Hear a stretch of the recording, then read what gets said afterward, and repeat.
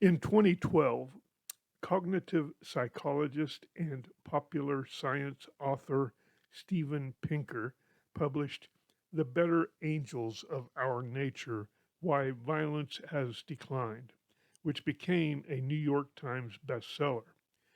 The 832-page tome is an impressive collection of archaeological, historical, and statistical data about our species from prehistoric times to the present, specifically focusing on the reduction of violence over time.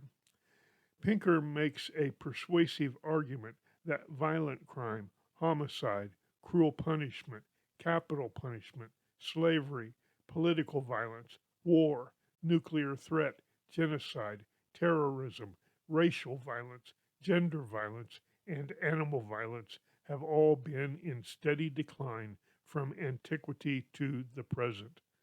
In 2018, physician and data visualizer Hans Rosling published Factfulness: 10 Reasons We Are Wrong About the World and Why Things Are Better Than You Think. Factfulness was likewise a New York Times bestseller. Its introduction contains a quiz with questions concerning trends in women's education, global poverty, life expectancies, population growth, mortality rates, vaccination rates, endangered species, and global standards of living. I took the quiz with my typical pessimism and failed it miserably. I shared it with my coworkers, who all failed it, probably because, like myself, they had false perceptions, assuming global decline instead of improvement in all these crucial areas. Today, in June of 2025, it feels like one of the most socially, politically tumultuous times of my life, on par with the 1960s. And if you share any of my fears concerning where our nation, and more importantly, where our species is heading, then I want to share my opinion that the most important progressive social movements in history succeeded not because of the social mores, customs, or political processes in place, but despite them. I'm going to provide a brief analysis of 6 historically important social movements to show that they came about because of academics, activists, artists, and a grassroots groundswell that defied contemporary customs, social criticisms, and those in political power, and that these movements were the results of ideological undercurrents that were more powerful than the political dogma of the day. The American Revolution for Independence. A very persuasive argument can be made that the American Revolution was just one elite group, the constitutional framers, wresting power from another elite group, King George and Parliament, and it is a reasonable criticism to assert that only a small number of citizens had any voice in this newly created representative democracy. Women, blacks, and natives did not have the right to vote. Only a certain class of white men had the privilege. And this so called democracy was very much under the thumb of an aristocratic class, with the executive branch elected by an electoral college, the upper judiciary appointed by the executive, the Senate, originally elected by the state houses, leaving only the Congress to be elected by popular vote. But despite the criticisms that can be made of the revolution and the framers, and despite the flaws the system has had from its inception until today, I will argue that it is the best system of government that mankind has developed to date, noting Western democracy's success competing against all other systems and the social advancements listed in Pinker and Rosling's books. And despite persuasive arguments that it was just one elite group supplanting another, I will argue that a social movement was taking place that was the undercurrent influencing the Patriot cause. In the decades prior to the American Revolution, the writings of important thinkers were influencing what would become known as the Enlightenment. John Locke, Voltaire, and Jean Jacques Rousseau would challenge the long held belief in the divine right of kings and postulate the radically progressive theory that the common man could govern themselves. Political activists like Samuel Adams, Thomas Paine, and Dr. Joseph Warren would influence the commoners with their pamphlets, books, and public discourse. And eventually, citizen soldiers would take up arms against the king's army over a battle of who would rule, but also over a battle of ideas. It was the academics and the activists that spread the ideas that motivated the masses to bring about change. Though critics in Europe rightfully pointed out the hypocrisy of the patriots spouting their rhetoric about fighting for liberty while simultaneously being a nation with nearly 500,000 enslaved, in the end, a collection of citizen soldiers defeated a nation with the most powerful army and navy in the world. The abolition of slavery. England abolished slavery in 1834, and the abolitionist movement had been gaining ground in the United States for decades prior to the outbreak of the Civil War in 1861. William Lloyd Garrison published his widely read abolitionist newspaper, The Liberator, from 1831 until the abolition of slavery in 1865. Lysander Spooner published his book, The Unconstitutionality of Slavery, in 1845, and even pro slavery Southern lawyers were impressed by his legal arguments. Frederick Douglass published the first of three autobiographies, Narrative of the Life of Frederick Douglass, an American Slave, in 1845. It became a bestseller and was highly influential in the cause of abolition. Harriet Beecher Stowe published Uncle Tom's Cabin in 1852. It was the best-selling novel of the 19th century. It is considered the most politically influential book in American history, even more so than Thomas Paine's Common Sense.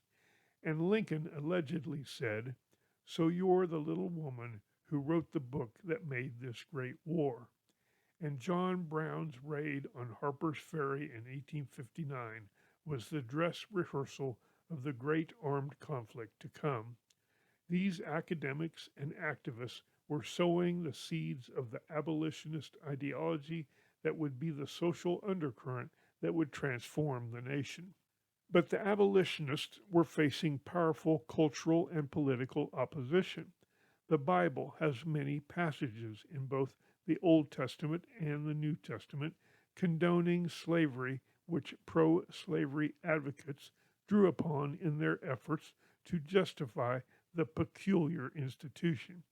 In the same way that Christian denominations have always been divided in their interpretations and doctrines, churches across the nation were split in their condemnation or validation of the institution of slavery. And in the words of Mahatma Gandhi, those who say that religion has nothing to do with politics do not know what religion is. And these religious-based doctrines were a powerful cultural force that the fledgling abolitionist movement was struggling to compete against. With very few exceptions, the Democratic Party dominated the presidency and both houses from Jefferson's presidency in 1801 to Buchanan's ending in 1861. Though there were Democrats with conflicting opinions, it is safe to say that the Democratic Party was the party of slavery. In 1854, when the newly created Republican Party coalesced from the remnants of the Free Soil Party, the most significant plank in their platform was the radically progressive position demanding abolition. In those decades that the call for abolition was growing, Supporters were battling not only the most powerful political party in the nation, but also a significant number of Christian denominations. But when an ideology acquires enough subscribers, then political regimes and religious dogma can topple in their wake. An institution that was once fiercely protected by some clergy and nearly half the politicians is now seen as the moral abomination that it truly is. And I feel very confident that slavery will never be practiced in our country again. Civil rights. In the wake of abolition, those in power devised new ways of asserting control over the formerly enslaved. Sharecropping, poll taxes, Jim Crow laws, violence, and the threat of violence were used to subjugate African Americans into a social status barely above slavery.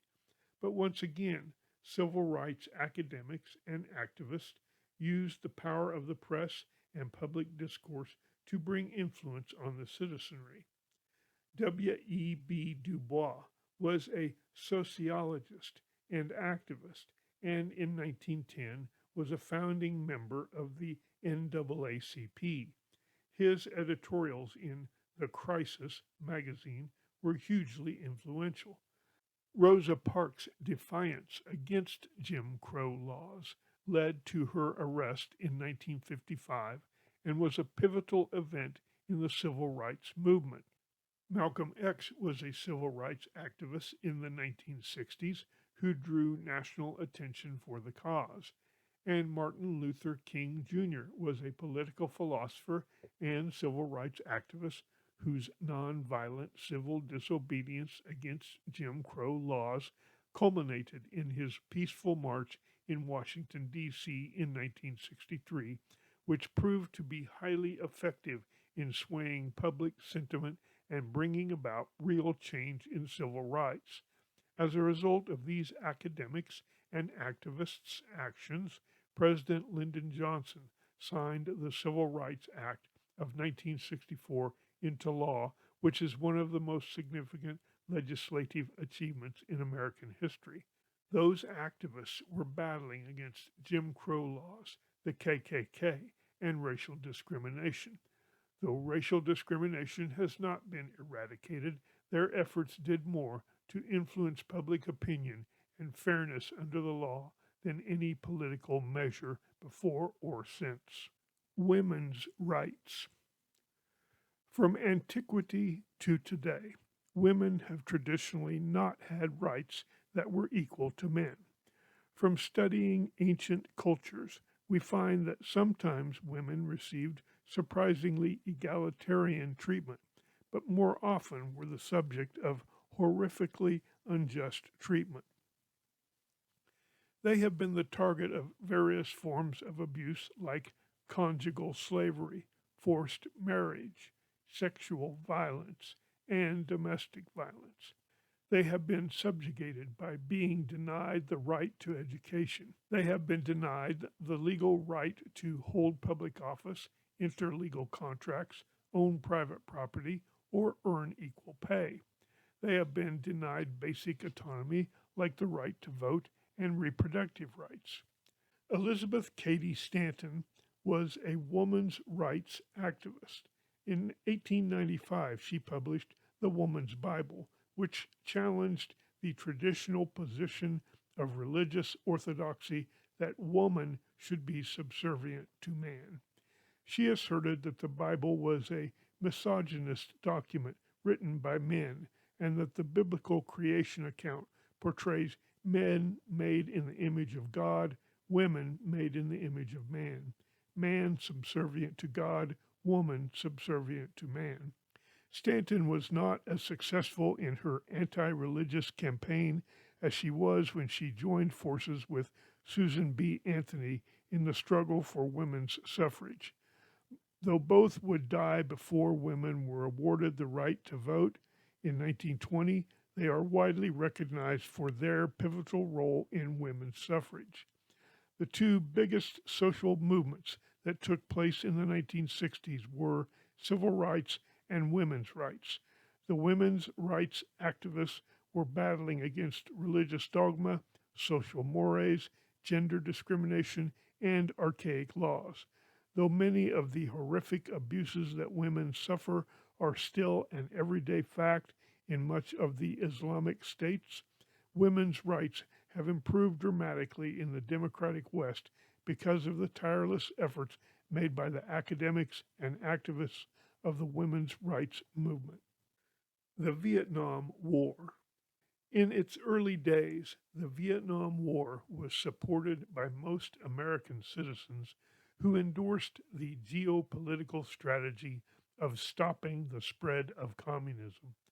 As the war dragged on for years and the death toll climbed into the tens of thousands, more citizens began to question not only our ability to win the armed conflict, but also the moral and political justification for the cause.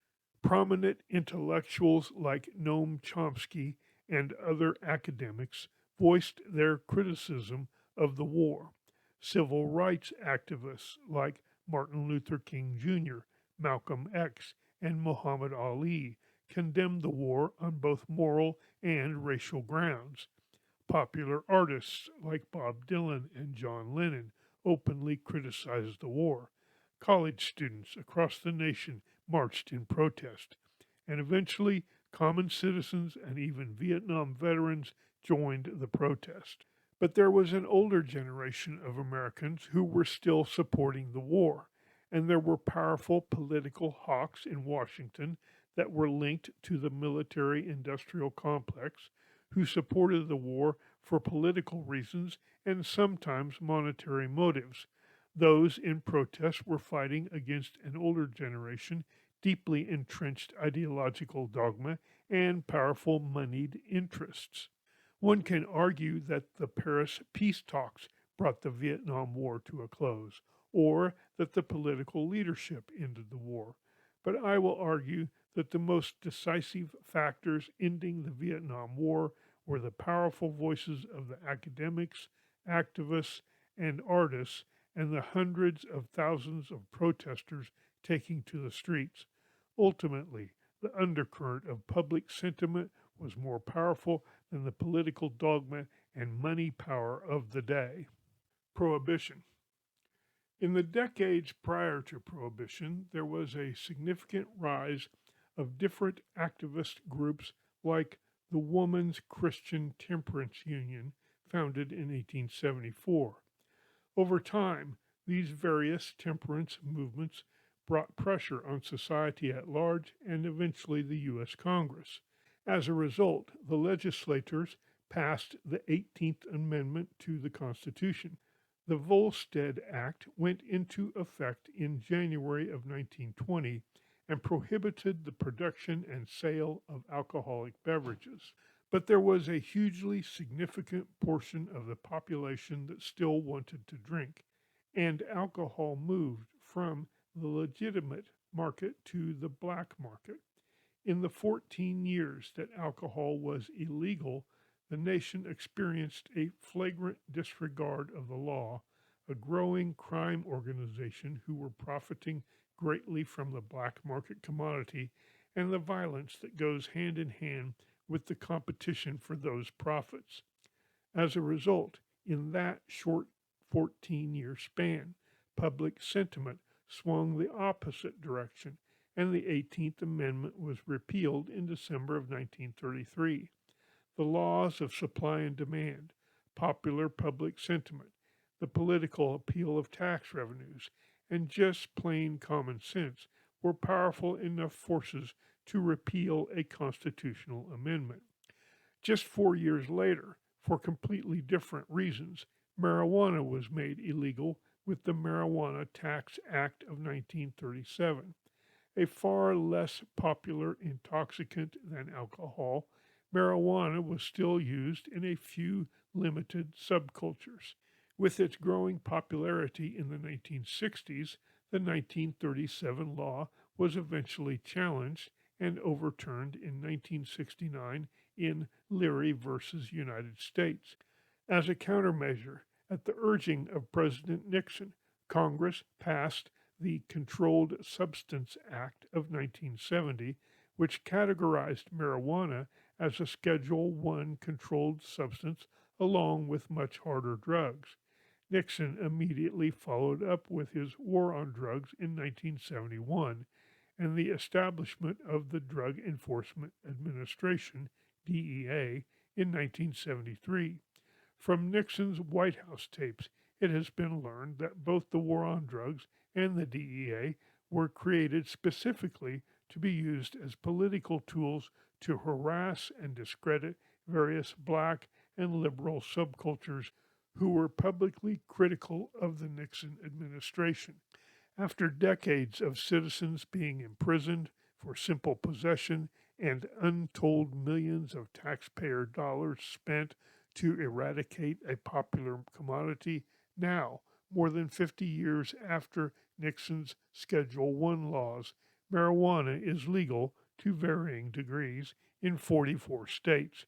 Just like the prohibition of alcohol, marijuana's prohibition was subject to the laws of supply and demand. And through popular demand, state by state, the restriction of marijuana has been reversed. Conclusion: From nihilism to hope. Whether you are a Machiavellian who believes that only the treacherous rise to positions of power, or a Darwinist who believes that human cunning is an innate behavior we will never outgrow, or a Marxist who believes that capitalism's end game is the complete depletion of all resources, or, like Toynbee, you believe that history is cyclical and that our civilization is doomed to collapse, the inescapable truth is that the species continues to evolve socially despite all of these nihilistic traits, and the thinkers, publishers, activists, and artists keep pushing us to improve our society and our species.